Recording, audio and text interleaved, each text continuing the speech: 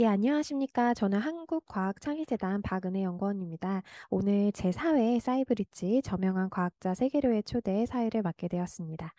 맑고 푸르른 하늘이 반겨주는 즐거운 토요일 오후에 사이브리지에 함께 해주시는 모든 분들을 진심으로 환영합니다. 지난 여름 설레이는 마음으로 시작했던 사이브리지가 어느새 벌써 4회를 맞이하게 되었습니다. 아시다시피 사이브리지는 과학영재 발굴 육성 전략에 따라 뛰어난 연구 성과를 거두며 연구자의 길을 먼저 걸어간 선배 과학자와 과학영재의 만남을 확대해서 과학영재들에게 과학자로서의 꿈과 비전을 심어드리기 위해서 기획이 되었습니다. 그동안 과학영재와의 만남에 미국 밀리학회장 김영기 시카고대 석좌 교수님, 나사 JPL의 성기훈 박사님, 그리고 대전과학고 선배이신 MIT 최순원 교수님이 함께 해주셨는데요. 오늘도 지난 3회에 이어서 현재 한국과학영재학교의 전신인 부산과학고등학교를 졸업한 여러분의 직속 선배, 텍사스 주립대학교 박우람 교수님을 모시고 사이브리지를 진행하게 되었습니다. 이 자리는 과학고 영재학교 학생들뿐만 아니라 온라인을 통해서 한국의 모든 분들에게 공유되는 자리이기도 합니다. 무엇보다 반가운 것은 전국의 28개의 과학고 영재학교 학생들이 함께해주고 있고 더불어 이 자리에 많은 중학생들, 아마도 예비 과학고 영재학교 학생들이겠죠. 중학생분들이 부모님과 함께 사이브리지에 참여해주고 계십니다. 지난 3회 사이브리지 만족도 조사에서 한 중학생 가족분이 소감을 남겨주셨는데요. 토요일 오후에 가족이 함께 모여 사이브리지를 보며 과학 이야기를 나누니 너무 뜻깊었다는 이야기를 해주셔서 저희 사이브리지를 더욱 따뜻하게 만들어 주셨습니다.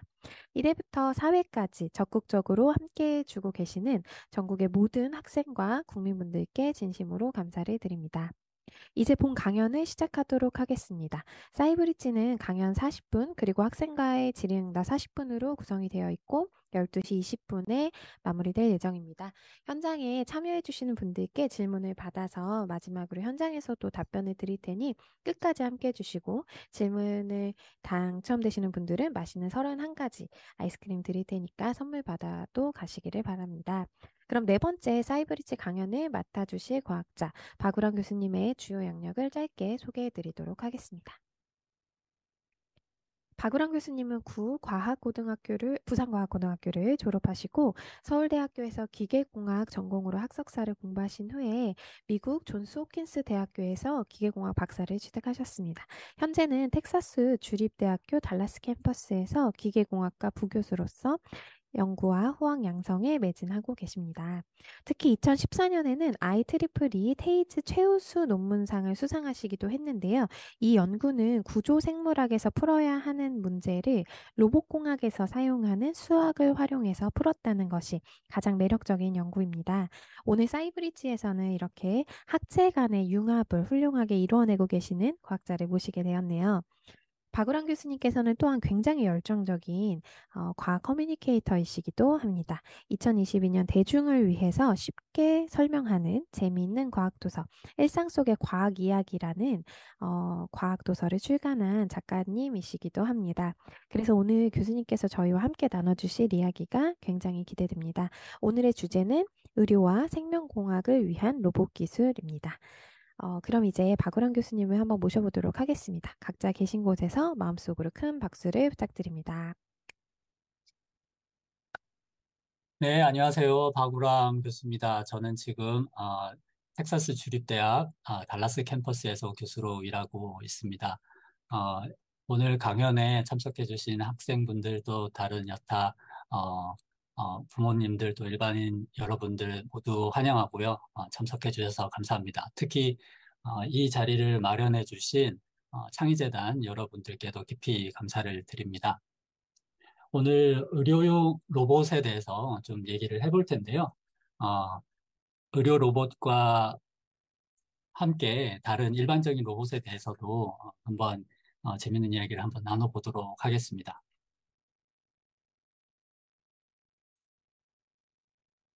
우리가 로봇을 어디서 볼 수 있나요? 로봇 하면 또 뭐가 떠오르시는지 궁금합니다. 아마 영화에서 로봇을 처음 본 분들이 많을 거예요. 또 어릴 때 로봇 장난감을 가지고 논 저도 그런 기억이 있는데 로봇 장난감을 가지고 논 기억들도 다들 가지고 계실 겁니다. 어, 뉴스에서 이런 장면들 많이 보셨을 거예요.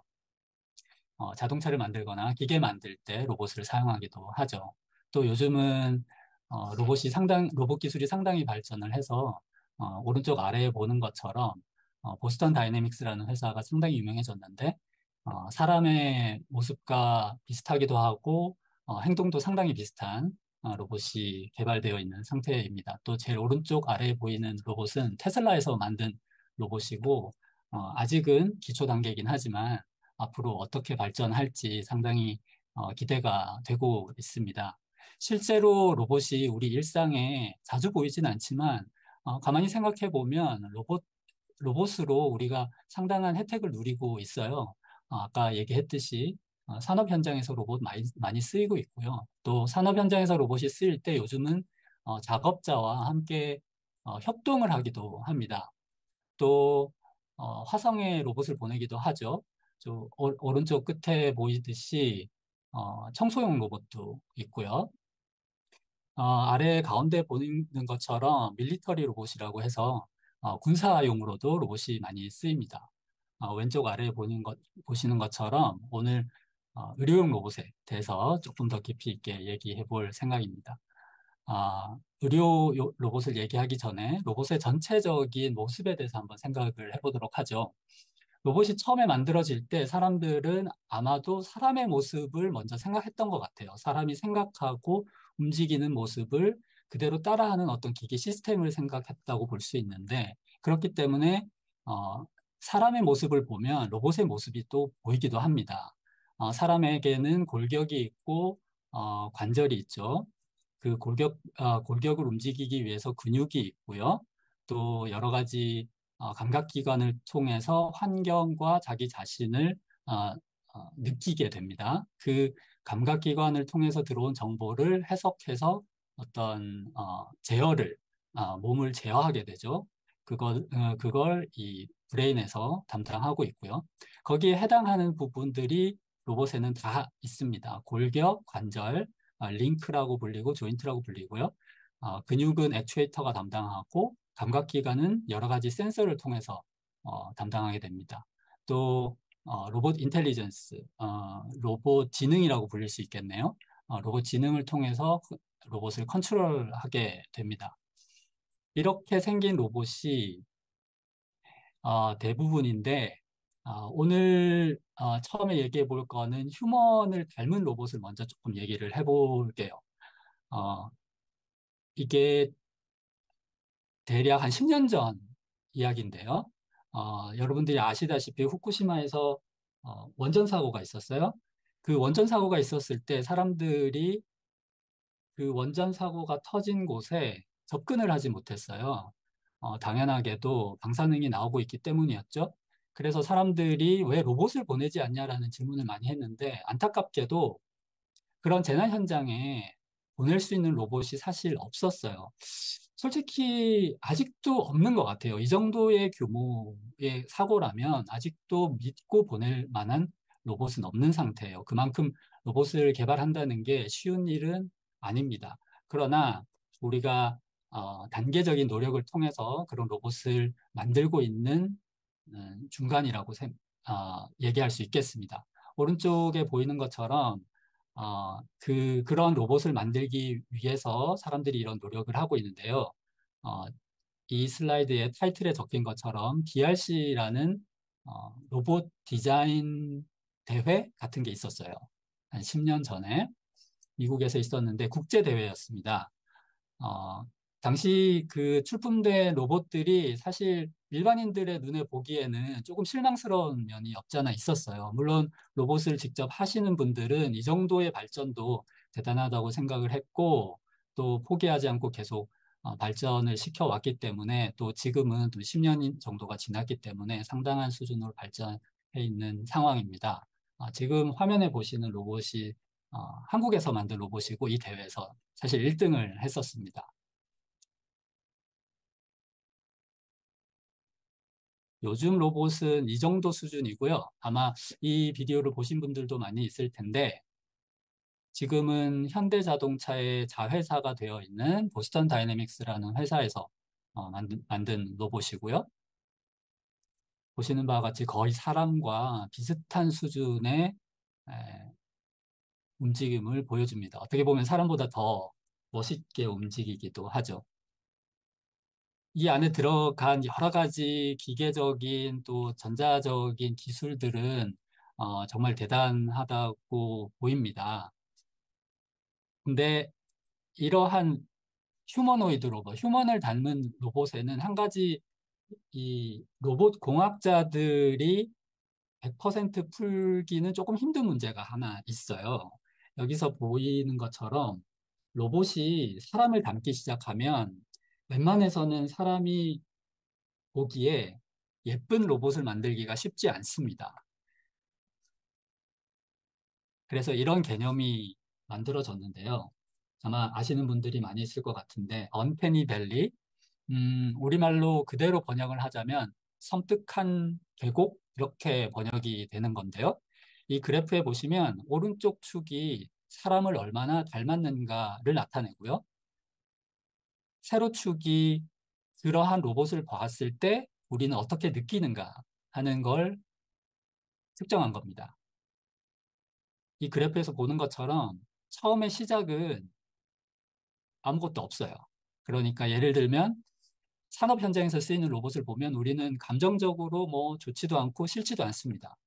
근데 로봇이 조금 사람을 닮으면 인형처럼 사람을 닮으면 우린 그런 로봇을 봤을 때 호감을 느끼게 돼요. 근데 조금 더 사람을 닮기 시작하면 그런 로봇을 볼 때 좀 섬뜩함을 느낍니다. 그러다가 진짜 사람을 보면 이제 호감을 다시 느끼게 되죠.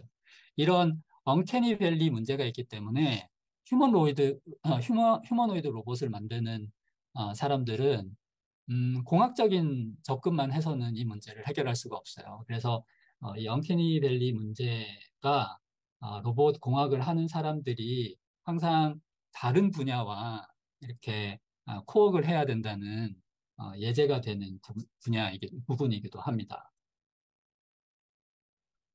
자, 그러면 의료 관련되는 이야기를 조금 해보도록 하겠습니다.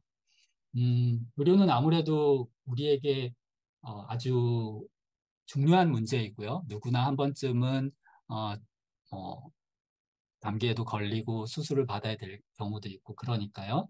어, 기본적인 아이디어는 로봇을 이용하면 조금 더 사람들을 잘 고칠 수 있지 않을까? 로봇 기술을 이용하면 그런 데서 시작이 됐는데 이미 로봇을 이용한 수술은 상당히 기술이 발전되어 있습니다. 아마 수년 전부터 로봇 수술을 받았다 이런 말을 직접 듣거나 뉴스에서 접하셨을 거예요.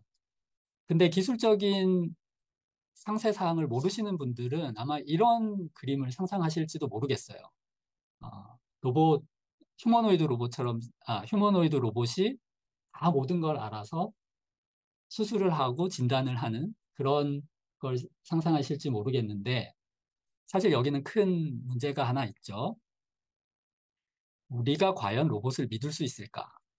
왜냐하면 수술을 로봇에게 시킨다는 얘기는 우리가 로봇을 100% 믿을 수 있어야 된다는 얘기잖아요. 아주 오래된 비디오긴 하지만 로봇도 실수를 합니다. 물론 로봇의 결함 때문이긴 하지만 우리가 의도했던 것과 달리 로봇이 다르게 움직일 수도 있어요. 또 자율주행의 경우에도 실수가 일어날 수 있습니다. 완벽하지 않은 시스템이죠. 자, 여기 자동차 사고가 일어나는 장면인데요. 한 번 더 보여드리겠습니다. 저기 멀리 오는 자동차가 지금 자율주행 중이에요. 근데 앞에 넘어져 있는 자동차를 알아채지 못합니다. 이 상황이 자율주행 프로그램에 입력되어 있는 상황과 너무나도 달랐던 거죠. 근데 사람은 이런 장면을 보면, 뭔가 문제가 있구나를 알지만 컴퓨터는 우리가 가르쳐 준 것만 알기 때문에 이런 사고가 일어날 수 있습니다. 이 장면은 작년쯤에 일어났던 로봇 사고인데요. 유럽에서 이 체스 로봇이 잘못 움직여서 이 작은 아이의 손가락이 다치는 사고가 있었어요. 이런 식으로 이 자동화된 로봇 시스템이 사고를 종종 일으킵니다. 요지는 우리가 로봇을 100% 믿을 수 없다는 거예요. 자, 그러면 과연 어떻게 로봇을 이용해서 수술을 할 수 있을까? 사실 답은 이 문제는 간단하게 해결이 됐어요. 그래서 여기서 보는 것처럼 이런 시스템이 이미 만들어져 있는데 여러분들이 많이 들어보셨겠지만 다빈치 수술 로봇입니다. 지금 보는 것처럼 의사는 이런 마치 게임을 하듯이 이런 조종 장치를 움직이고 그 조종 장치 움직인 대로 로봇 팔이 움직여서 수술을 하게 됩니다. 그리고 의사가 뭔가를 보고 있죠. 의사가 보는 것은 뭐냐면 환자 안에 이 지금 화면에서 보이는 거가 한 3개 정도의 막대가 있는데 그중 하나가 아마 가운데 있을 것으로 예상이 되는데 가운데 있는 것이 카메라예요. 그 카메라가 들어가서 안에 있는 영상을 찍고 그 영상을 이렇게 여기 보이죠? 의사가 볼 수 있게 화면에 띄워줍니다. 그래서 환자 내부의 모습을 의사가 보면서 또 조정관을 움직이면서 수술을 하게 됩니다. 또 여기서 보면 알 수 있듯이 환자의 몸을 다 연 게 아니죠. 다 연 것이 아니라 구멍을 몇 개만 뚫어서 수술을 하게 됩니다. 이 개념은 사실 예전부터 있었는데요. 내시경 수술이라고 하죠. 어, 환자의 몸에 구멍을 한 두세 개 정도 뚫어서 그쪽으로 수술 장비를 넣어서 수술을 하는 수술에서 여러 가지가 문제가 될 수 있지만, 이 수술 부위를 많이 열면 많이 열수록 예후가 좋지 않아요. 회복이 느립니다. 그래서 이렇게 구멍을 몇 개만 뚫으면 전체를 연 것보다 훨씬 예후가 좋기 때문에 이런 식으로 내시경 수술을 하면 좋은데 바로 내시경 수술법과 이 로봇을 합친 것 이것이 바로 요즘 각광받고 있는 다빈치 수술 로봇입니다. 조금 더 자세한 어, 이 시스템의 이점을 한번 생각해 보도록 할게요. 왼쪽에 보이는 게 제어부, 의사가 이 조종관을 통해서 로봇을 조정하게 되고요. 오른쪽에 수술부, 로봇이 실제로 움직여서 환자 신체 내부에서 수술을 시행하게 됩니다. 그러면 제어부에서 제어 신호가, 즉 의사의 손 움직임 신호가 수술부로 옮겨가게 되죠. 전달되게 되고요. 또 동시에 수술부에 있는 카메라가 찍은 영상이 의사에게 전달이 됩니다. 자, 그러면 결국 갔다 왔다 하는 것은 수술부와 제어부 사이에 갔다 왔다 하는 거는 제어 신호예요. 영상 신호도 있고요. 그러면 이 신호는 결국 전기 신호이기 때문에 우리가 이 전기 신호를 이용해서 다양한 걸 할 수 있어요. 첫 번째로 할 수 있는 건 뭐냐면 이 전기 신호의 크기를 바꿀 수가 있어요. 크기를 크게 할 수도 있고 작게 할 수도 있고 작게 하면 이점이 있는데 그게 뭐냐면 어, 아주 미세한 수술이 가능해집니다. 사람 손으로는 어쩌면 불가능했을 수도 있는 수술을 할 수도 있어요. 이 의사는 손을 1cm 움직였는데 그 신호를 10분의 1로 줄이면 1cm 움직였는데 그걸 10분의 1로 줄이면 1mm 움직이는 거죠. 사람 손으로 1mm를 움직이는 건 아주 어렵겠지만 1cm 움직이는 거는 정교하게 1cm 움직이는 거는 뭐 할만할 거예요. 이런 식으로 제어 신호를 다시 처리함으로 해서 수술부에서 아주 정교한 수술이 가능해집니다.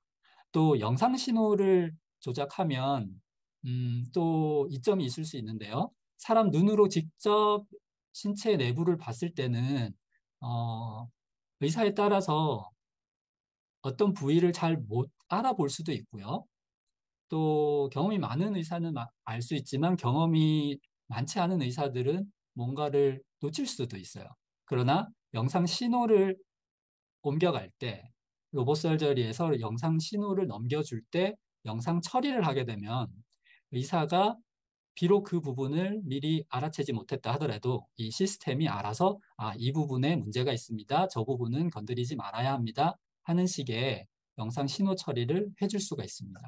자, 그런 여러 가지 이점이 있는 수술 로봇이고요. 그렇기 때문에 이 다빈치 수술 로봇이 요즘 아주 각광을 받고 있습니다. 로봇 공학에서는 사실 이런 로봇처럼 생긴 수술 로봇도 많이 연구되고 있지만, 이 메디컬 디바이스, 그러니까 의료 장비를 개발해서 의료 장비를 로보틱 기술을 통해서 제어한다든가, 또 이 개선한다든가 하는 노력들도 많이 하고 있어요. 그 중에 예를 하나 보여드리도록 하겠습니다. 여기 화면에 보는 것처럼 니들인데요. 그러니까 바늘이죠, 바늘. 바늘인데 여러분들이 아마 바늘 하면은 우리가 이 주사바늘, 짧은 주사바늘을 아마 생각하실 거예요. 그 주사바늘을 생각해 보시면 짧고 아주 단단하죠. 그래서 뭐 간단하게 피부 밑에 어떤 약물을 넣어야 되는 경우, 아니면 근육에 약을 넣어야 되는 경우, 아니면은 팔에서 피를 뽑아야 하는 경우, 이런 바늘을 많이 쓰죠. 짧고 딱딱한 바늘. 근데 경우에 따라서는 우리가 신체 내부에 아주 깊이 약물을 넣거나 깊이 있는 부분에 조직을 떼어내야 될 경우도 많이 있어요. 그런 경우는 그러면 바늘을 어떻게 써야 할까? 길고 딱딱한 바늘을 써도 될까? 물론 그렇게 씁니다. 물론 그렇게 쓰는데 단점이 있어요. 길고 딱딱한 바늘을 쓰면 피부에서 뚫고 들어가서 우리가 목표하는 지점까지 직선으로 밖에 갈 수가 없어요. 직선으로 가게 되면 그 사이에 있는 모든 조직들을 파괴하면서 지나갈 수밖에 없습니다. 만약에 그 사이에 중요한 신경이 있었다거나 아니면 중요한 핏줄이 있었다면 그걸 어, 이 손상시키면서 지나갈 수밖에 없죠. 피할 수가 없습니다. 그런 데서 아이디어를 얻어서 우리가 그러면 그런 바늘을 말랑말랑한 재질로 만들면 어떻게 될까? 이제 그런 생각을 한 거죠. 그래서 이 연구가 시작이 됐고요. 실제로 그런 소재가 있는데 그런 소재로 바늘을 만들면 이 바늘은 직선을 따라가지 않고 곡선을 따라갑니다. 또 곡선의 방향을 조절할 수가 있어요. 바늘을 바늘축으로 돌리면 이 곡선의 방향을 바꿀 수 있어요. 화면에 잘 보이는지 모르겠는데 왼쪽에 보면 이 곡선이 보이죠? 아마 곡선이 두 개가 겹쳐져 있는 곡선이 보일 텐데 한 번은 오른쪽으로 꺾었다가 또 한 번은 왼쪽으로 꺾인 그런 곡선이 보일 거예요. 이런 식으로 직선으로 가지 않지만 이 곡선의 형태를 우리가 조절해서 어떤 인체 내부 깊숙이 약물을 넣거나 인체 깊숙이에 있는 조직을 떼어낼 때 이런 바늘을 쓰게 되면 아까 얘기했던 것처럼 어떤 중요한 부분, 신경이라든가 혈관을 이렇게 피해가면서 우리가 시술을 할 수 있습니다. 오른쪽 비디오에서 잠시 저와 제 대학원생이 수년 전에 개발했던 소프트웨어와 하드웨어를 한번 보여드릴게요. 이런 식으로 플래닝이라는 걸 하고요. 이들이 바늘이 어디에 도달해야 한다라는 그걸 소프트웨어에 알려주면 소프트웨어가 이 플래닝을 하게 되고 그 플래닝에 따라서 이 시스템이 이렇게 바늘을 쭉 찔러 넣습니다. 자동으로. 자, 이런 시스템도 가능하고요. 이 모든 게 이제 여기서는 자세히는 다루지 않았지만 이렇게 플래닝을 하고 컨트롤을 하기 위해서는 다양한 로보틱스에서 사용하는 수학적인 도구들이 필요해요. 그런 도구들도 많이 사용을 해서 이런 시스템을 꾸밀 수가 있습니다. 자, 그러면 이제 이 로보틱스 기술을 이용해서 그러면 어디까지 우리가 갈 수 있을지 좀 전통적이지 않은 응용 분야를 하나 소개해드리도록 하겠습니다. 지금 화면에 나와 있는 이 사람은 건축가예요. 건축가고 19세기 중반에 태어나서 19세기 초까지 활동했던 루이스 설리반이라는 사람입니다. 이 사람이 했던 말 중에 유명한 말이 바로 여기 적혀 있는 form follows function. 형태는 기능을 따른다는 말이에요. 이 사람이 했던 원래 이 이야기는 무슨 뜻이냐면 건축물이 어떤 기능을 가지기 위해서는 거기에 걸맞는 형태를 가져야 한다는 뜻이에요. 당연하죠. 지금 우리가 보기에는 당연해요. 당연한데 그때는 획기적인 것이었어요. 모든 어떤 디자인의 철학에 있어서 이 말이 상당히 획기적인 것이었어요. 왜냐하면 그때까지만 해도 중세의 어떤 분위기가 있었기 때문에 중세 시절에 가장 중요했던 거는 교회 건물이었고요. 교회 건물의 목적은 신의 어떤 뭐라 그럴까 이 전지전능함을 보여주는 게 교회 건물의 가장 큰 목표였기 때문에 건물이 필요 이상으로 이제 높고 뾰족하고 이제 그런 모양이었죠. 그러나 우리가 매일매일 살아가는 집은 그럴 필요가 없잖아요. 그래서 그런 맥락에서 이 사람이 이런 말을 했다고 합니다. 물론 이 말 때문에 우리가 바이올로지나 다른 분야에 그걸 쓰는 건 아니지만 신기하게도 이 형태는 기능을 따른다라는 말이 이 생물학에 그대로 적용이 돼요. 오른쪽에 보이는 게 DNA인데 우리는 이제 DNA가 더블 힐릭스, 그러니까 이중 나선 구조라는 걸 모두 알고 있죠.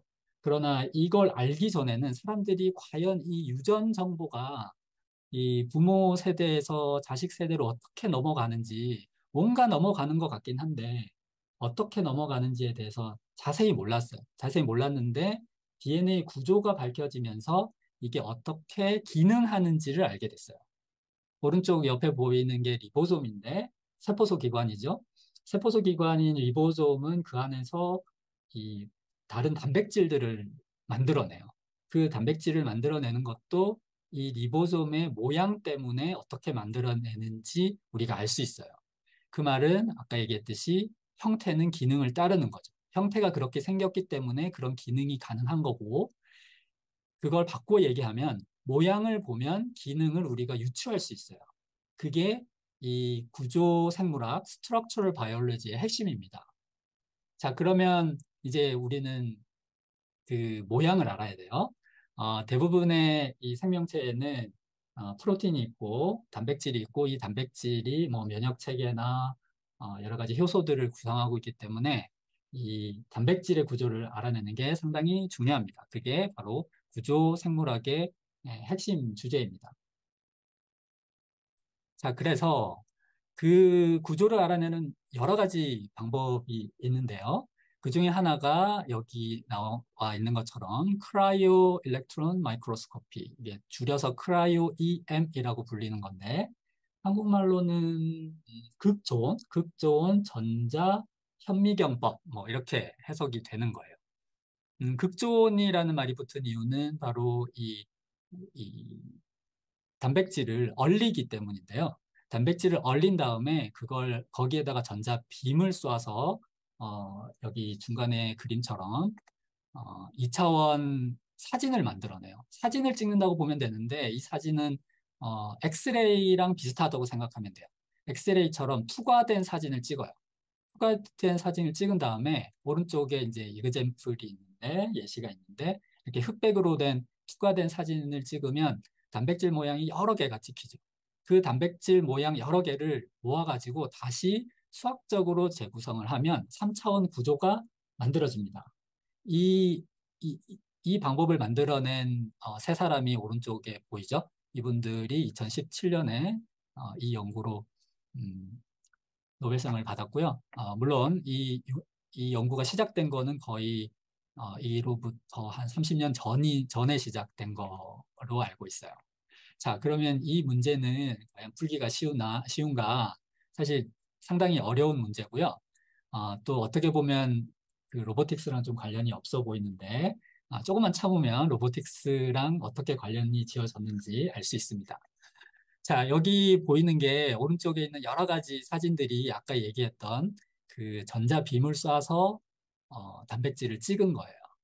근데 아주 노이즈가 많죠. 노이즈가 많이 껴서 어떻게 생겼는지 잘 알 수 없어요. 그래서 이 노이즈를 어떤 식으로든 해결을 해야 되는데 한 가지 방법은 뭐냐면 이 사진들 중에 비슷한 것들을 모아요. 비슷한 것들을 모아서 평균을 냅니다. 이게 시그널 에버리지라고 그러는데 평균을 내면 신기하게도 좀 더 좋은 화면이 나와요. 오른쪽에 보이는 것처럼. 왜냐하면 이 노이즈는 서로 상호작용을 하면, 그러니까 이 에버리지를 통해서 서로 상쇄돼서 사라집니다. 자, 근데 여기서 문제가 되는 게 뭐냐면 제일 밑에 있는 클래스 이미지라는 게 있죠. 바로 비슷비슷하게 생긴 것들이에요. 이 얘네들이 서로 어떤 모양으로 배치되어 있는지 알 수가 없어요. 너무 노이즈가 많아서. 그래서 이 정렬이 필요한데 정렬을 할 때는 두 가지 정보가 필요해요. 위치와 방향. 그 이미지 안에 단백질이 어디에 위치해 있는가, 그리고 어느 방향으로 되어 있는가. 그런 것들이 필요합니다. 자, 그거를 위해서 우리가 로봇 기술을 이용하는 거예요. 자, 이 화면에서 보이는 게 로봇 공학에서는 이제는 뭐 첨단이라고 불리기 부끄러울 정도로 기본적인 기술인데요. 지금 지우개인 것 같아요. 지우개를 대량 생산하고 있는 것 같은데 이 화면에 보면은 지우개가 어떤 모양으로 있는지, 그러니까 어떤 방향으로 어떤 위치에 있는지를 비전 시스템을 통해서 카메라를 찍어서 알아내고 이 로봇이 거기에 따라서 움직여서 이 지우개를 오른쪽에서 왼쪽으로 위치도 옮기고 방향도 틀어서 옮기죠. 자, 이런 기술은 이제 거의 로봇 공학에서는 기본적인 기술입니다. 자, 그런 그 기본적인 기술을 이용해서 여기 보는 것처럼 우리가 위치와 방향이 잘 알려지지 않은 이 밑에 있는 사진들에서 그 정보를 읽어내서 다시 정렬을 시키면 오른쪽에 있는 것처럼 조금 더 클리어한 사진을 얻을 수 있습니다. 이 사진을 통해서 3차원으로 대구성을 하면 아까 개념을 확인했듯이 이렇게 복잡한 3차원 구조의 프로틴을 우리가 재구성할 수가 있습니다. 자, 로보틱스가 이 바이올로지 어떻게 쓰이는지 한 예를 보여드렸고요. 자, 로봇 개발에 필요한 기술들은 상당히 많이 있는데, 여기서는 한 가지만 간단히 얘기하고 넘어가도록 하겠습니다. 오른쪽에 리스트는 지금 한국의 이 공과대학들이 어떤 학과를 가지고 있는가 리스트를 쭉 뽑아봤는데요. 로봇 자체가 워낙 이 많은 뭐랄까, 기본 기술들이 필요하고 또 응용 분야가 워낙 많기 때문에 이 학과들 중에 사실 로봇과 관련 없다고 얘기할 수 있는 과가 거의 없는 것 같아요. 그래서 여러분들이 로봇에 관심이 있는데 무슨 전공을 선택해야 하나요? 라고 했을 때 사실 어, 어떤 전공이라도 로봇과 어떻게든 연관이 있을 수 있기 때문에 조금 더 열린 마음으로 한번 진로를 생각해 보는 게 어떨지 한번 제안을 드리고 싶어요. 자, 언젠가는 우리가 정말 일상생활에서 로봇과 같이 생활하는 그런 날이 올지도 모르겠습니다. 저도 꿈꾸고 있고요. 어, 비록 지금 오늘 소개해드린 내용은 아주 어, 몇 가지의 예만 보여드렸지만 이 분야는 정말 다양한 주제들이 포함되어 있는 분야이기 때문에 여러분들이 나중에 과학자가 되거나 공학자가 됐을 때도 이 풀어야 하는 문제가 아주 무궁무진한 분야인 것 같습니다. 아주 매력 있는 분야라고 강력히 추천드릴 수 있겠네요. 자, 여기까지가 로봇에 관한 얘기고요. 지금부터는 조금 다른 얘기를 하고 싶어요. 제가 이 강연을 준비할 때 로봇 얘기만큼이나 제 마음이 뜨거워졌던 준비하면서 제 마음이 뜨거워졌던 주제인데요.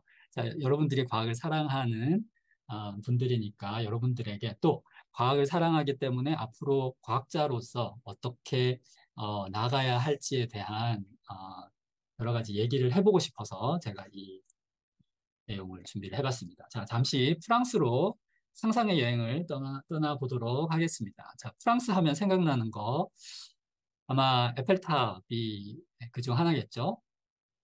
자, 에펠탑과 더불어 프랑스 하면은 당연히 여러분들이 아마 뭐 예술이라든가 음, 패션 뭐 이런 걸 생각하실 텐데 저는 프랑스를 보면 과학이 생각납니다. 왠지 한번 설명을 드려볼게요. 이 에펠탑 가운데를 보면 뭐가 쓰여 있어요. 글자가 있습니다. 조금 더 들여다보면은 이게 사람 이름이 무려 72개의 사람, 72명의 사람 이름이 적혀 있고요. 자, 이 사람들이 누구냐? 네, 여기 리스트가 있습니다. 사진도 몇 개 뽑아왔어요. 이 사람들이 누구냐면, 글쎄요, 어떻게 상상하시나요? 아마 들어본 적이 없으시면, 뭐, 정치인이나 아니면은 이 에펠탑을 짓기 위해서 돈을 낸 사람들, 뭐, 그렇게 생각하실 수도 있을지 모르겠는데, 이분들은 공학자, 과학자, 수학자들입니다. 저한테는 상당히 충격이었어요. 왜냐하면 프랑스에 이렇게 많은 세계적으로 알려진 공학자, 과학자, 수학자들이 많다는 것도 그렇고 그 이름들을 프랑스의 상징인 에펠탑에다가 새겨 넣었다는 것도 상당히 충격적이었습니다. 사실 에펠탑은 일종의 이제 그, 이 엑스포를 위한 기념탑이었죠. 아주 예전에 1889년 파리 엑스포, 세계 엑스포에서 기념탑으로 쓰여졌던 거고요. 파리에서 이제 자기네들이 이렇게 어, 자신 있게 내놓을 수 있는 인물들의 이름을 새겨 넣었는데 정치인, 사상가가 아니라 과학자, 수학자, 공학자 이름을 넣었다는 부분이 저는 개인적으로 상당히 부러웠습니다. 사실 프랑스가 과학자를 어떻게 대우하는가를 다른 예에서도 확인할 수가 있어요. 왼쪽에 보는 게 팡테온이라고 신전인데요. 교회 건물로 쓰이다가 지금은 프랑스의 국민묘지로 쓰이는 곳입니다. 오른쪽 있는 그림이 화면에 잘 보일지 모르겠는데 가운데 금속의 동그란 게 보일 거예요. 이게 푸코의 진자예요. 아마 물리학 수업 시간에 많이 배우셨을 텐데 이 푸코가 실제로 팡테온 여기서 첫 이 진자 실험을 했어요. 진짜 실험을 했고, 지금도 전시되어 있습니다. 물론 지금 전시되어 있는 거는, 모조품이고, 푸코가 실제로 썼던 푸코 진자는, 프랑스 파리, 박물관이죠. 예, 국립박물관에 소장되어 있는 것으로 알고 있습니다. 어쨌든, 이 프랑스 국립묘지에 누가 안장이 되어 있을까요? 레미제라블을 쓴 작가 빅토르 위고가 안장돼 있고요. 또 사회 시간에 들으셨을 텐데 사회계약론을 쓴 장자크 루소, 또 계몽주의 사상가로 유명한 볼테르 이런 사람들이 풍태원에 안장이 되었습니다. 근데 놀라운 거는 여기에 과학자 이분들도 같이 안장되어 있습니다. 라그랑즈, 퀴리 부부, 그 다음에 퀴리의 제자였다고 알려져 있는 랑게빈이라는 물리학자도 이 팡테온에 안장이 되어 있어요.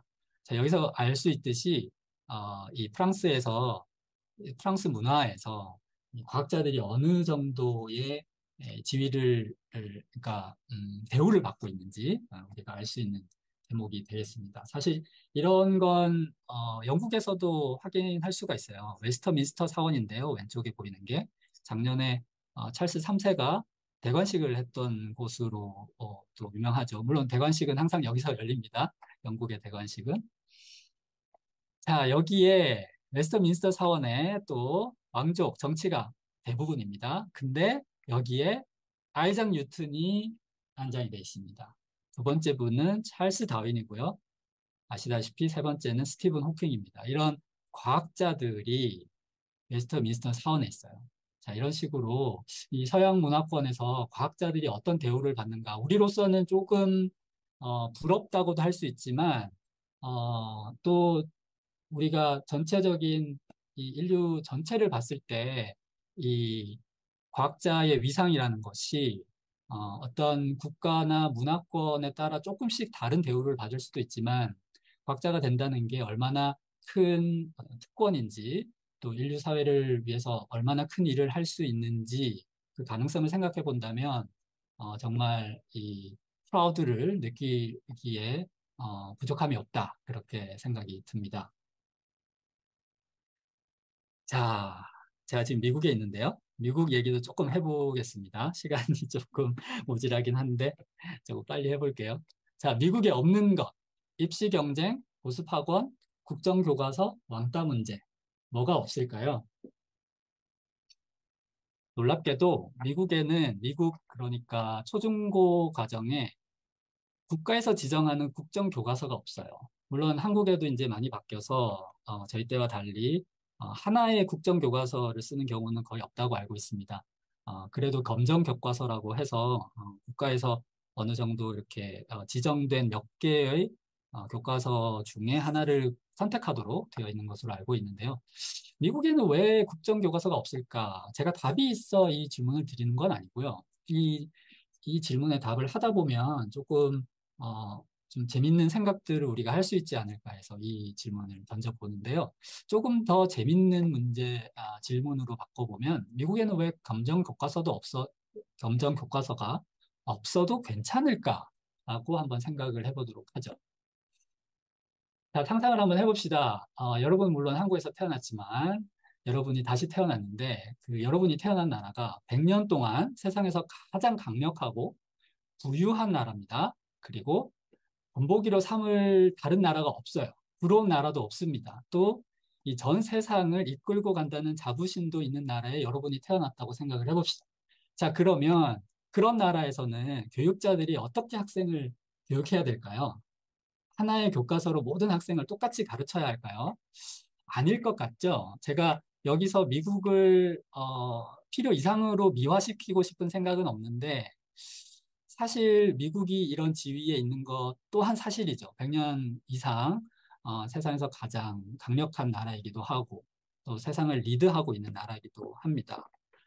자, 이 상상은 사실 우리가 현실로 지금 이루어내고 있는 미래일 수도 있어요. 왜냐하면 우리나라에서 한국에서 이미 반도체 자동차 산업은 다른 나라에서 부러워하는 수준이고요. 좀 지역적인 예가 될 수도 있겠지만 한국의 양궁 다른 나라에서 배워가죠. 다른 나라의 교과서가 바로 한국 양궁이에요. 자, 그러면 우리나라는 무슨 교과서로 양궁을 가르치죠? 우리의 상상력으로 우리의 우리만의 방법으로 양궁을 가르칠 수밖에 없잖아요. 자, 뭐 이 밑에 나와 있는 예는 뭐 부연 설명이 필요 없을 것 같습니다. 케이팝 또 영화 산업 우리나라가 지금 세계를 이끌고 간다고 생각해도 될 만한 대단한 발전을 이루었습니다. 자, 그러고 나면 우리는 뭘 해야 될까요? 교과서를 만들어야 될까요? 아니죠. 우리는 이제 다음 단계로 넘어갈 준비를 해야겠죠. 부담을 드리고 싶은 생각은 없지만 여러분의 몫이 아닐까 싶습니다. 여기 있는 학생들의 몫이 아닐까 싶어요. 여러분들이 그런 미래를 꿈꾸고 미래를 만들어가는 교과서가 없지만 여러분 자체가 교과서가 되는 그런 꿈을 꿔주기를 바랍니다. 게임을 좋아하십니까? 물론 여기서 말하는 게임은 컴퓨터 게임은 아니고요. 아, 게임 이론에서 얘기하는 게임인데요. 상호작용이 있는 이성적인 의사결정이 동반되는 모든 활동을 우리가 게임 이론에서는 게임이라고 합니다.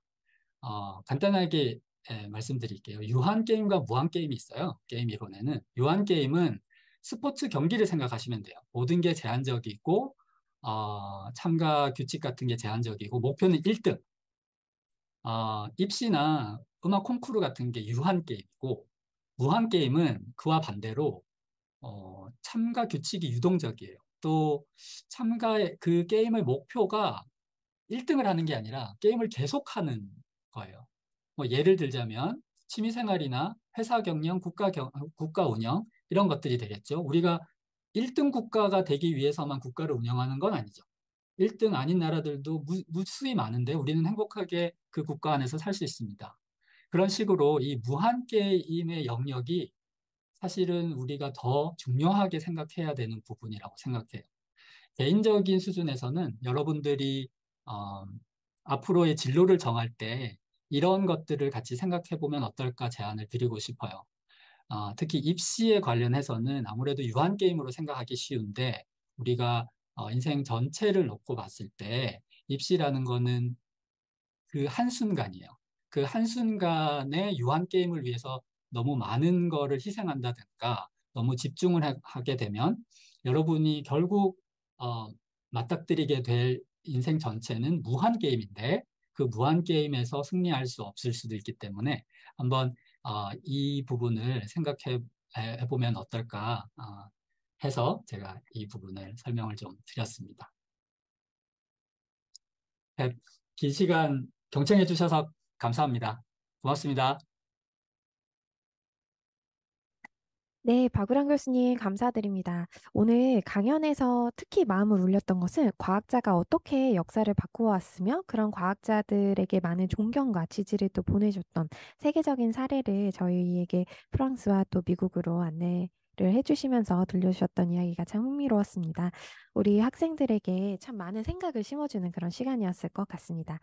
그럼 여러분이 가장 또 기대하는 순서 교수님과의 질의응답을 진행해 보도록 하겠습니다. 아시다시피 사전 신청한 학생들이 남겨주신 그런 질문을 가지고 교수님과 7가지 질문을 먼저 뽑아보았습니다. 그리고 이 현장에서도 또 채팅방에다가 질문을 남겨주시면 저희가 교수님과 함께 또 질문을 선택해서 여러분들께 또 안내해 드리도록 하겠습니다. 네. 그러면 첫 번째 질문 먼저 저희가 한번 보도록 하겠습니다. 네. 첫 번째 질문입니다.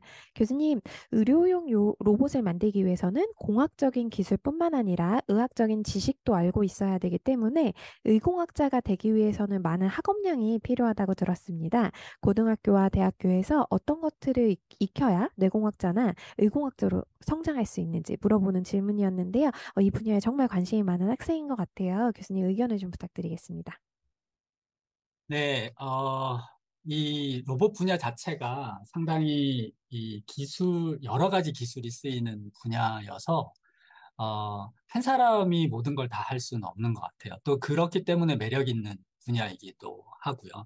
그래서, 로봇을 만들고 싶다, 로봇을 공부하거나 개발하는 사람이 되고 싶다. 뭐, 더 구체적으로는 의료용 로봇을 한번 만들거나 개발하는 사람이 되고 싶다라고 하면, 일단은 궁극적으로는 아마 코웍을 하게 될 거예요.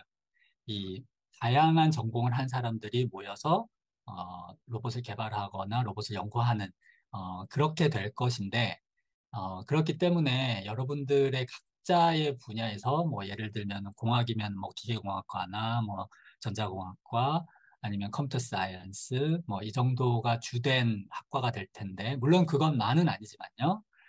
그런 데서 각자의 분야에서 최선을 다해서 전공의 지식과 기능을 쌓고 또, 요즘은 그런 학제 간의 연구들이 아주 활발한 시기이기 때문에 아마 기회들이 많을 거예요. 공부를 하면 할수록.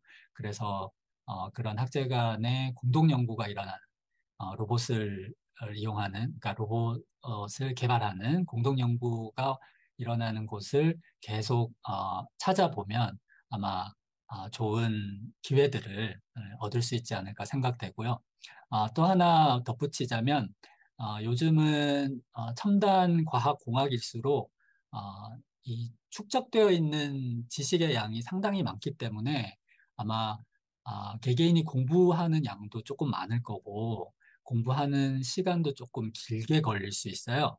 그래서 단적으로 얘기하자면 4년 학부 공부를 통해서 도달할 수 있는 수준이 이 로봇 분야에서는 조금 부족할 수 있어요.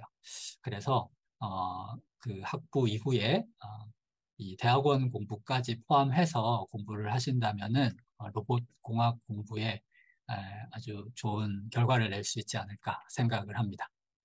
네, 교수님 답변 감사드립니다. 아무래도 이 분야가 의학적인 지식과 또 기계공학적인 지식이 만나는 어떤 융합적인 지점이라는 생각 때문에 또 학생들이 학업량이 너무 많지 않을까 걱정을 하시는 것 같은데, 말씀 주신 것처럼 한 사람이 모든 연구를 다 하긴 또 어렵다는 말씀을 공통적으로 이제 저희 사이브리지에 방문해 주시는 과학자분들이 주시는 것 같아요.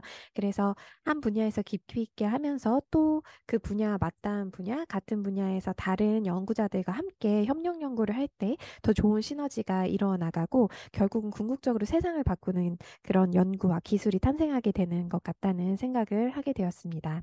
그럼 교수님 두 번째 질문으로 한번 넘어가 보겠습니다. 네. 수술 분야에서 현재 중점적으로 다루고 있는 수술 로봇 기술이 어떤 것인지 궁금하다는 질문인데요. 앞서서 설명을 해주셨지만 혹시 발표 때 차마 다 못했던 그런 자세한 얘기가 있다면 또 부탁드리겠습니다. 예, 한 가지 이제 그 제가 포함시키지 못했던 것이 있는데요. 아까 그 수술 로봇에서 사실 한 발짝 더 나가면 우리가 상상할 수 있는 부분인데 제가 설명할 때 다빈치 로봇이 이 인체에 한 세개나네 개 정도의 구멍을 뚫어서 로봇 팔과 카메라를 넣는다고 했는데 사실 그것도 사람들이 줄이고 싶어요. 그 구멍의 개수도. 그래서 요즘 각광받고 있는 연구 분야 중에 하나가 싱글 폴트 설저리 로봇이라고 해서 구멍을 하나만 뚫어서 어떻게 할 수 있지 않을까. 그래서 구멍을 뭐 한 1cm에서 2cm 정도 되는 구멍을 뚫어서 그 안으로 관이 하나 들어가는데 이 관 안에는 로봇 팔도 들어있고 로봇 팔도 하나가 아니라 한 두세 개 정도가 들어가 있고 또 카메라까지 들어가 있는 시스템을 만들고 있어요. 많은 이 스타트업들이 만들고 있다고 알고 있고요. 여기 미국에서도 제가 한두 개 직접 본 것도 있고요. 이쪽 분야가 상당히 또 각광을 받고 있습니다. 왜냐하면 아까 말씀드린 대로 사람을 수술할 때 절개 부분이 작으면 작을수록 예후가 좋기 때문에 그쪽으로 계속 연구가 진행되고 있고, 물론 다른 분야도 많지만 그 부분을 하나 중점적으로 이렇게 강조드리고 싶네요. 싱글 포트 서저리 로봇. 예, 교수님 정말 첨단 분야의 이야기를 생생하게 들려주셔서 감사합니다. 사실 살다 보면 사람이 아프게 되는 때가 있잖아요. 그리고 수술은 누구나 무섭고 또 수술의 예후가 좋을지 걱정도 참 많을 텐데 이러한 이제 의료계의 로봇 분야가 발전을 하면서 많은 사람들의 삶을 더 건강하고 윤택하게 해준다는 생각이 들어서 정말 이 분야를 공부하고 발전시켜 주시는 모든 분들께 굉장히 감사한 마음과 응원하는 마음이 절로 드는 그런 답변이었습니다. 그럼 또 세 번째 질문 굉장히 재밌습니다. 세 번째 질문으로 한번 넘어가 보겠습니다. SF 영화 같은 그런 상상력을 자극하는 질문인데요. 미래에는 뇌파만으로도 로봇을 움직이게 할 수 있을까요? 라는 질문을 주셨어요. 교수님 의견이 어떠신지 궁금합니다. 예, 저도 이 질문을 받고 상당히 재밌었는데요. 누구나 한 번쯤 꿈꾸죠. 영화에서도 뭐 보이고요. 어, 여기서 이제 그러니까 이 공학이나 과학을 한 사람들의 뭐랄까요, 직업병 같은 것인데 이 질문을 받으면 단어 하나하나를 일단 정의하고 넘어가야 합니다. 자, 여기서 뇌파라는 거를 어떻게 정의를 하고 갈까? 물론 질문을 한 학생은 우리 텔레파시 이렇게 주고받는 것처럼 뇌파를 얘기했을 수도 있고 아니면 진짜 우리 뇌파가 있거든요. 그 전기 신호인데 기본적으로는 전기 신호인데 그 전기 신호를 얘기한 것일 수도 있고 만약에 첫 번째를 얘기한 거라면 즉 텔레파시 같은 그런 뇌파를 얘기한 거라면 제가 아는 한으로는 지금 현재 기술로는 뇌파를 이렇게 접촉하지 않고 이 신체에 접촉하지 않은 상태로 멀리서 뇌파라는 거를 유의미하게 측정할 수 있는 장치는 없다고 알고 있어요. 또 그런 걸 측정을 한다고 해도 아마 그거를 로봇을 움직이게 하는 데까지는 또 다른 이 허들이 있을 것 같아요. 장애물이 있을 것 같아요. 근데 이 뇌파를 현실적인 걸로 정의를 하자면 우리가 뇌에서 무슨 생각을 하면 이 두피에 전류가 바뀌어요. 그래서 그 두피에 흐르는 전류를 측정을 하면 이 사람이 무슨 생각을 하고 있는지 어렴풋이나마 알 수가 있습니다. 그래서 영화 같은 데서 많이들 보셨을 텐데 이 두피에 이 전선을 막 여러 개 연결해가지고 사람의 생각을 읽는다든가 하는 그런 영화 장면들을 많이 보셨을 텐데 똑같진 않지만 비슷한 형태로 연구들이 많이 진행이 됐고 결과물들도 많이 나와 있어요. 예를 들면 이 의료 쪽에서 이 전신마비가 됐는데 이 브레인은 그대로 살아있는 분들 있으시잖아요. 의식도 있고 말도 하고 하는데 이 경추 손상으로 인해서 뭐 전신이 마비됐건 아니면 하반신이 많이 마비된 경우에 이런 기계의 도움을 얻어야 되는데 그 기계를 움직이기가 어려운 경우에 이런 뇌파 신호를 이제 읽어야 되는데 그런 경우에 이제 이 두피에 이 전선을 연결해서 어, 이런 기계 시스템을 움직이기에는 할 수는 있습니다. 근데 조금 더 여기서 저도 상상력을 좀 더 해보자면 지금의 기술은 이 뇌파, 그러니까 제가 말씀드린 뇌파는 이 두피로부터 전류를 통해서 알 수 있는 그 뇌파를 어, 이 측정하기 위해서는 이 전류를 상당히 여러 군데서 이렇게 이 측정을 해야 돼요. 그래서 어, 상상을 해보자면 예를 들어 그냥 모자만 쓴다든가 아니면 안경만 딱 꼈는데 이런 뇌파를 그대로 자세하게 어, 측정할 수 있는 도구가 나온다면 그건 또 하나의 게임 체인저가 될 수 있을 것 같고요. 그런 경우에도 물론 이 시그널을 처리하는데 상당한 기술력이 필요할 것으로 예상이 됩니다. 모든 기술이 다 그렇지만 이번에 그 AI가 작년 말부터 그 챗GPT AI가 나오면서 사람들이 기술에 대한 우리 기술을 공부하고 연구하는 사람들조차도 기존에 생각했던 이 기술이 아무리 좋아도 그건 못 넘어설 걸? 이라는 생각을 해왔다면 챗GPT가 나오면서 우리들도 좀 생각을 보류하기 시작한 것 같아요. 좋은 거라고 생각해요. 그러니까 한계라고 생각했던 것들이 될 수도 있는 거 아니야? 라는 생각을 우리도 하기 시작한 것 같아요. 물론 앞으로 많은 연구들이 모든 분야에서 일어나야겠지만 이런 이 질문에 대한 대답도 제가 당장에 안 됩니다. 라고 답은 일단 그러니까 비접촉에 의한 뇌파 측정은 안 됩니다라고 답은 드리지만 거기서도 약간 도망갈 구석을 하나 열어놓는 게 요즘 이 과학하는 사람, 공학하는 사람의 미덕이 아닐까라는 생각도 드네요. 아, 네, 교수님 굉장히 재미있는 답변 감사드립니다. 사실 저도 요새 챗 GPT를 쓰면서 정말 놀랄 때가 많거든요. 아, 이런 게 기술로 가능하구나. 근데 사실은 상상하지 못한 분야를 인류는 굉장한 지식의 축적을 통해서 사실 이루어냈기 때문에 교수님 말씀처럼 지금은 불가능해 보이지만 사실 언젠간 또 가능할 수 있는 기술이지 않을까. 그리고 말씀하신 것처럼 텔레파시라는 개념이 아니라 뇌에서 나오는 작은 전류라고 과학적으로 정의를 한다면 정말 그게 과학적으로 발전이 가능한 길이 보이는 것 같은 그런 느낌이 드는 대답이었습니다. 언젠가 저희의 이 대화를 다시 한번 생각해 봤을 때, 아, 불가능하던 것이 가능해졌구나라고 생각하는 순간이 또 오지 않을까. 그리고 그런 연구 분야에 또 기여하는 과학자가 이 자리에도 있지 않을까. 그런 기분 좋은 상상을 한번 해보게 되는 답변이었습니다. 교수님, 그럼 다음 질문으로 한번 넘어가 보겠습니다. 고민이 참 많은 학생이었는데요. 기계공학과를 선택하고 싶은 학생의 질문입니다. 앞으로 기계공학과의 전망이 좀 걱정된다라고 말씀을 주시면서 학과 선택에 어려움을 겪고 있다고 하는데요. 교수님 한번 조언을 주실 수 있을까요? 예, 아마 이런 고민을 하시는 분들이 많을 것 같아요. 특히 이 기계공학과는 이 이름이 주는 어떤 선입견 때문인 것 같기도 하고요.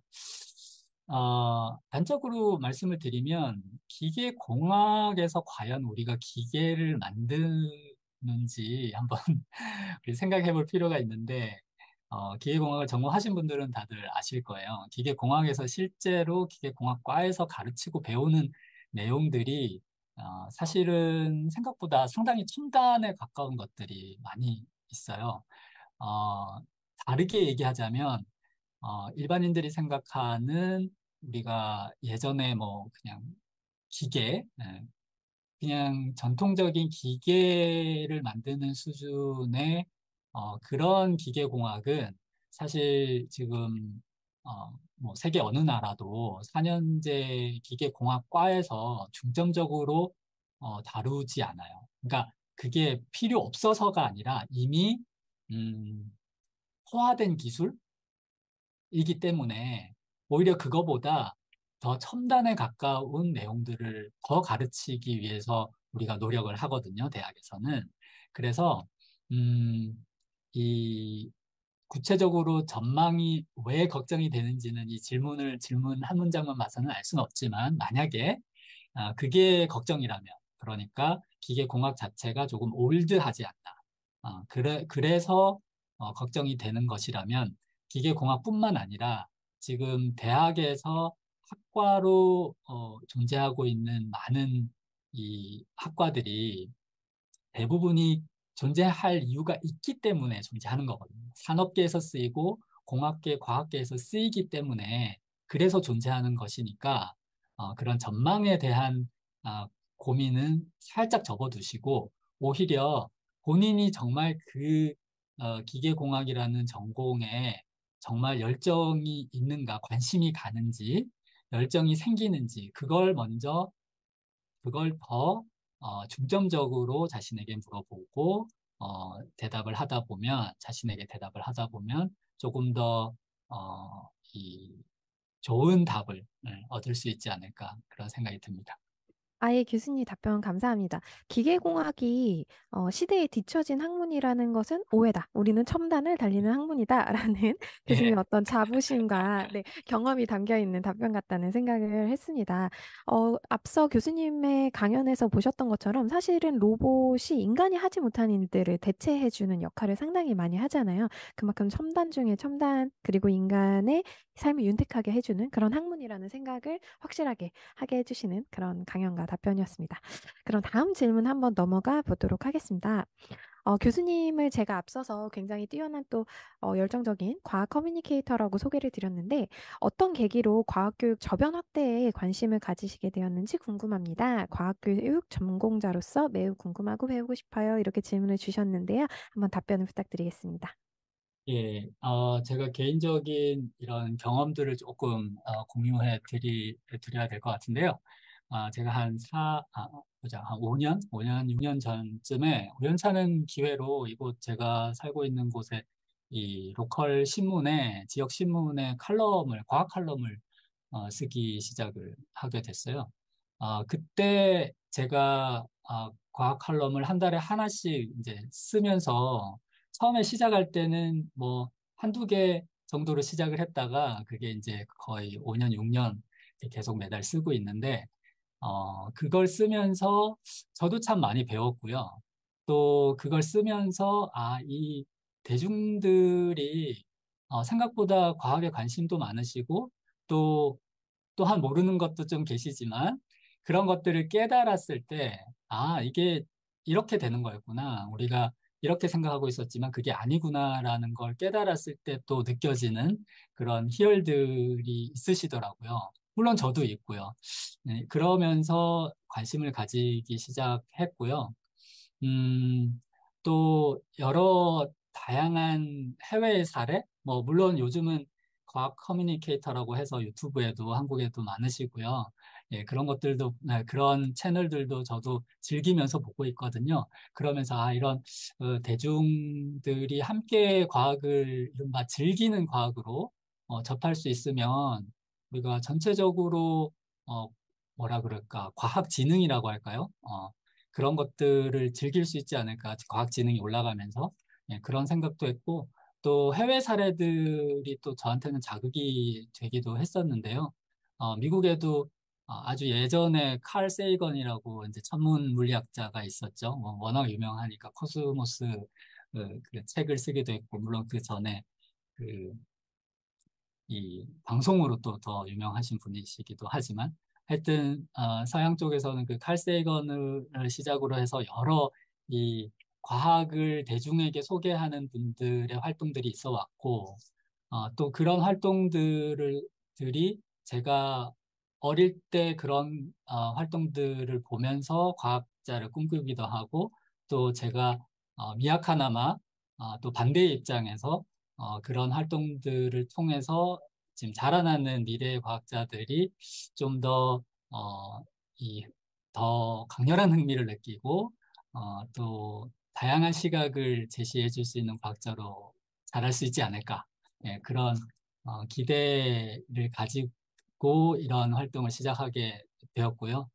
예, 한 가지 생각나는 거는 지금 그 창의재단의 설립 목적도 제가 듣기로는 이 과학의 대중화인 것으로 알고 있어서 아, 오늘 맞습니다. 자리가 그래서, 예, 그래서 더 뜻깊기도 하고요.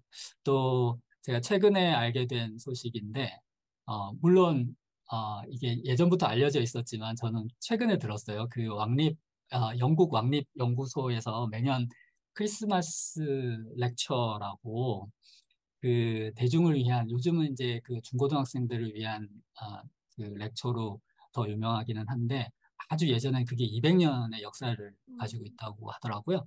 그래서 200년 전에는 진짜 이 삽화 그림 그려진 자료들을 찾아보면 그 과학자들이 이 촛불을 가지고 이렇게 설명을 하는데 그 당시 이 귀족들이 그걸 정말 유심히 바라보는 그 렉처 사파가 있어요. 근데 그런 거 보면서 참 이 인류의 역사의 흐름에 정말 항상 과학과 기술이 있었고, 거기에 나도 이렇게 살짝, 살짝 발을 담그고 있구나라는 생각하면서, 저도 뿌듯함을 느끼고요. 또, 어, 저가, 고등학교 다닐 때 이런 꿈을 꿨듯이 또 여기에 있는 많은 학생들이 또 비슷한 꿈을 꿔주기를 바라는 마음입니다. 아, 예, 교수님 정말 과학을 사랑하시는 마음이 가득 담긴 그런 답변이었는데 너무 감사드립니다. 저 말씀하신 것처럼 저희 한국과학창의재단의 설립 목표가 가장 처음에 과학의 대중화로 또 시작을 했습니다. 그리고 과학 커뮤니케이터가 한국에서 이제 늘어나게 되는데 저희 재단에서 또 과학 커뮤니케이터를 지원하고 양성하는 사업들을 꾸준히 해오기도 했고요. 그만큼 또 과학, 증거에 기반한 과학을 가지고 대중이 소통하고 또 많은 삶의 결정을 내릴 때 사실 과학적 지식을 갖고 있는 것이 얼마나 우리가 더 나은 결정을 하게 하는데 도움을 주는가라는 생각을 나이가 들어가면서 더 많이 하게 되는 것 같습니다. 그만큼 이제 과학이 우리 삶에 미치는 영향이 굉장히 다양하고 깊이 있다. 그렇기 때문에 저희가 이런 과학 소통을 하는 게 정말 사회적으로 중요한 역할을 한다는 생각이 듭니다. 감사합니다, 교수님. 저희 여섯 번째 질문으로 넘어가 보겠습니다. 사실 이 질문은 굉장히 좀 어려운 질문이에요. 어떻게 보면 한 가지 답을 딱 내리기 어려운. 그런데 정말 많은 학생들이 질문을 써주셨기 때문에 교수님이 고심해서 선택해 주신 것 같은데요. 이런 내용입니다. 강연에 참여한 학교들, 그러니까 과학고 영재학교들은 의학대학교 의대에 진학 시에 페널티가 있는 학교들입니다. 영재학교 과학고 학생들이 의대에 진학하는 것과 의사과학자, 의과학자로서의 진로를 선택하는 거에 대해서 어떻게 생각하시나요? 질문 주셨는데 교수님의 의견을 한번 들어보겠습니다. 예, 아까 제가 그 강연 말미에 소개했던 내용을 한 번 더 강조할 수밖에 없는 것 같아요. 어려운 문제죠. 특히 저 같은 경우에 거의 20년을 이제 미국에 살다 보니까 더더욱 그런데 이 개인의 선택을 국가나 단체가 이렇게 제약을 둔다는 것에 대한 반감, 그거는 아마 한국도 가면 갈수록 이제 커질 거예요. 그런 것들은.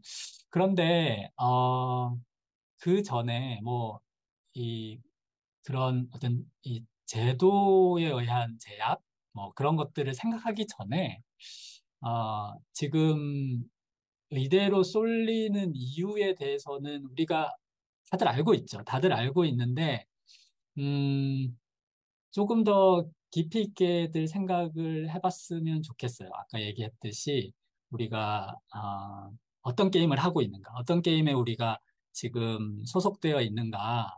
유한 게임으로 보면은 의대 진학이 어쩌면 유리할 수 있겠죠. 거기 가면 보장되는 게 많고, 그걸로 딱 승리를 얻는 그런 유한 게임으로 볼 수 있는데, 그걸 유한게임으로 보지 않고 무한게임으로 본다면 그건 긴 인생의 한 번의 선택일 뿐인 거죠. 그 뒤에는 또 다른 게임이 계속 연결이 될 거예요. 근데 그 연결되는 그 긴 게임을 결국은 무한 게임으로 하게 될 텐데 본인이 본인의 전공을 선택해서 집중해서 자기가 공부하고 거기로부터 직업을 얻고 자기 자신을 자아를 실현하는 그런 분야를 만들게 될, 찾아가게 될 텐데 그런 긴 이 안목에서 본다면 우리가 단순히 의대 쏠림 현상이 만약에 혹시라도 보장된 직업, 보장된 수입 이런 것들이 주된 목표라면 그거는 한 번쯤은 우리가 이 무한 게임의 이 눈으로 다시 한번 보는 게 어떨까 제안을 드리고 싶어요. 네. 예, 교수님 참 어려운 답변인데, 감사합니다. 학생들에게 많은 생각을 하게 하는 그런 답변이었을 것 같은데요. 어떤 삶의 목적이 무엇을 위해서 가는가를 먼저 생각해 보라는 그런 조언을 주신 것이 아닌가 그런 생각이 듭니다.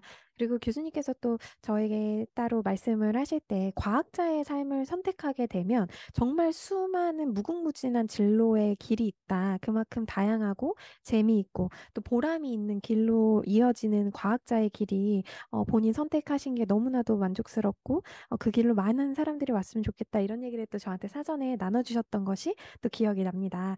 그런 따뜻한 마음을 가지고 또 학생들의 고민에 작은 이제 도움을 주시고 싶으셨던 것 같아서 감사드립니다. 이제 마지막 사전 질문입니다. 마지막 질문인데요. 교수님, 그 전공 분야의 로봇공학은 사람의 생명을 살리는 듯 우리의 삶에 직접적인 영향을 미치는 학문인 것 같아요. 과학자로서 사회적 책임이 있다면 무엇일까요? 미래 과학자들에게 해주고 싶은 말씀이 있으실까요? 라는 질문을 주셨는데 답변 한번 부탁드리겠습니다. 네, 이 사회적 책임은 뭐 한마디로 딱 정의하기는 쉽지는 않겠죠. 한 문장으로는 나오지 않을 것 같고요. 오히려 사회적 책임이 무언지 학생들이 이 전공이나 진로를 선택하면서 하나하나 찾아가는 과정이 될 것이고요.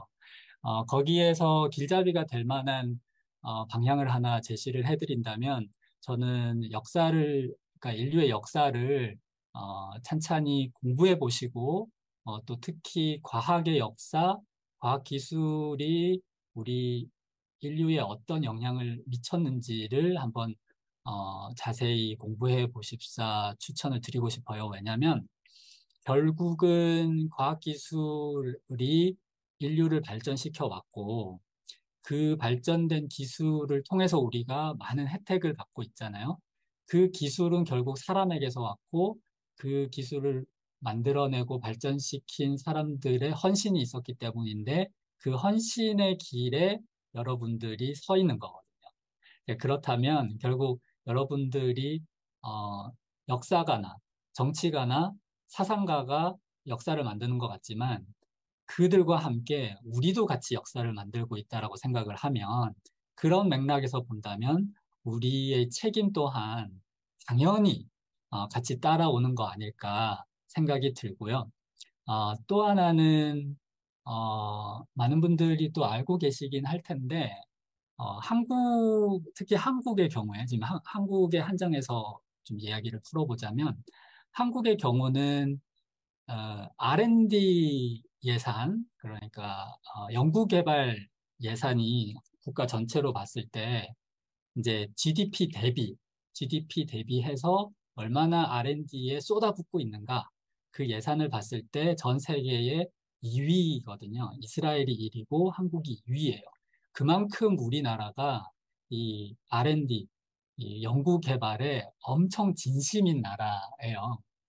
뭐 모든 게 다 과학 기술에 국한되는 건 아니겠지만 그 정도로 나라 전체가 과학 기술에 거의 사활을 걸었다고 해도 과언이 아니고 이런 활동들 또한 어, 국가 예산을 통해서 과학 인재를 양성하기 위한 기회잖아요.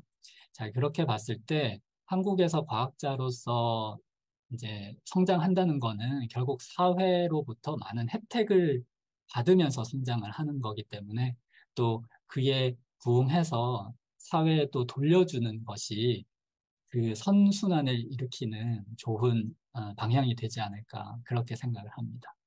아, 네, 교수님 말씀 너무 감사드립니다. 이 과학자들이 사회에 미치는 영향을 생각해 본다면 사실 사회적 책임이라는 것은 어떤 책무보다는 특권에 가까운 것이 아닌가라는 생각이 들고 맞아요. 그게 아무나 쉽게 할 수 있는 일이 사실 또 아니기 때문에 네, 그 길을 걸을 수 있다는 건 정말 축복 같은 일이 아닐까라는 생각을 살짝 해보게 되는 그런 말씀이셨습니다. 사실 저희가 지금 진행하는 이런 사이브리지나 과학고 영재학교도 저희 한국에서 R&D 예산으로 또 지원을 하고 있는데요. 또 한국이 끊임없이 그런 과학기술의 발전에 대해서 많은 지원과 이제 전폭적인 그런 지지를 보내는 그런 국가로서 계속 저희가 성장해 갔으면 하는 바람이 또 있네요. 감사합니다. 저희 일단은 사전 질문은 여기까지 준비가 되었고, 교수님 이제는 현장 질문으로 한번 넘어가 보도록 하겠습니다. 많지는 않지만 몇 가지 질문을 참석자분들께서 남겨주셨는데, 교수님은 한 개 또는 두 개, 시간에 따라서 저희가 사전 질문을 한번 받아보도록 하겠습니다. 혹시 마음에 드시는 질문이 있으시다면은 질문을 읽어주시고 답변을 한번 부탁드려 보도록 하겠습니다. 예, 제가 쭉 한번 볼게요.